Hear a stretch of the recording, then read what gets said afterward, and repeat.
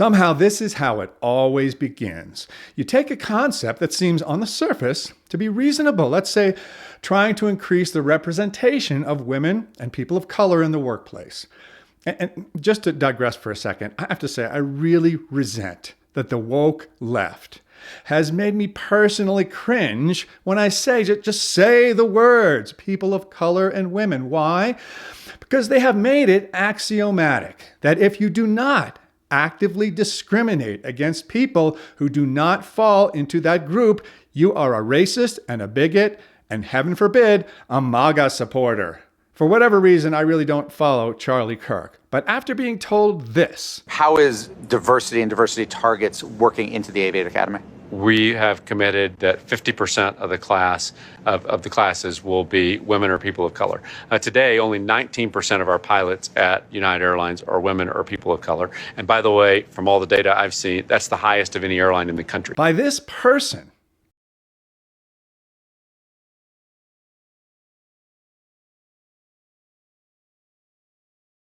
How could any intelligent person not think this? I'm sorry. If I see a black pilot, I'm going to be like, boy, I hope he's qualified. Well, that's the you wouldn't have done that. You wouldn't have done that before. That's not an immediate. No, you wouldn't have done that before. That's not who I am. That's not what I believe. It is the reality the left has created. Mark Cuban, part owner of the Dallas Mavericks, recently got into a spat on X with one of my new favorite people, Elon Musk. Elon pointed out something obvious, and Cuban responded with an extremely long-winded justification of why he just loves diversity, equity, and inclusion. How it's good for business and good for his stakeholders. Boy, do I miss the days when some consultant came into a company I was working for and started talking about stakeholder this and stakeholder that. And one of the participants got up and said, in essence, you do realize that's not actually a word, right? That is, unless you're getting together a group to attack vampires. Anyway, Cuban goes off on this long, rambling, nonsensical explanation of why he is super committed to DEI principles. Here's a summary of some of the stupider things he says. There's so much to choose from. He said, I take it as a given that there are people of various races, ethnicities, orientation, etc., that are regularly excluded from hiring consideration. On what planet? By whom? In what alternate timeline? I've never even heard of anybody who does this anymore, much less seeing any objective evidence of it whatsoever. Take note. Correlation does not equal causation. Stupid statement number 2. We live in a country with very diverse demographics. In this era where trust of businesses can be hard to come by, people tend to connect more easily to people who are like them. Mark, how exactly do you think it is that this trust was lost? By doing exactly the things that you're talking about in this diatribe.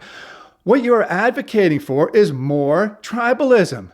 And yeah, I know that's what you want, but that is not what the rest of us want. Here is Musk's annoyingly succinct to Cuban, but inarguably accurate reply. This is what you're saying, Mark, okay? This is literally what you're saying. Number 3 on the hit parade. Cuban says, so what's the conclusion? If you don't think there is a need for DEI and it doesn't create a competitive advantage for your company, just look at the comments below. I looked at the comments below. They're pretty much like the comments above, with the crazy outliers you see in any online discussion these days. But heaven forbid, anyone should not immediately jump on board with what is now apparently the correct type of racism. Well, you must be a really bad person. Finally, Mr. Cuban outdoes himself in the stupidity department by saying the following in response to Mr. Musk's perfectly reasonable question. DEI does not mean that you don't hire on merit, he says. Of course you hire on merit. Okay, but that completely contradicts every aspect of your prior business speak word salad, but please do enlighten us. And here it comes. I'll try to get it out without gagging. The reality is that most positions hired in a company don't have a quantitative metric you can use to hire someone. How do you pick the best barista, sales assistant, marketing, or salesperson, etc.? More often than not, it's just an educated guess. Really?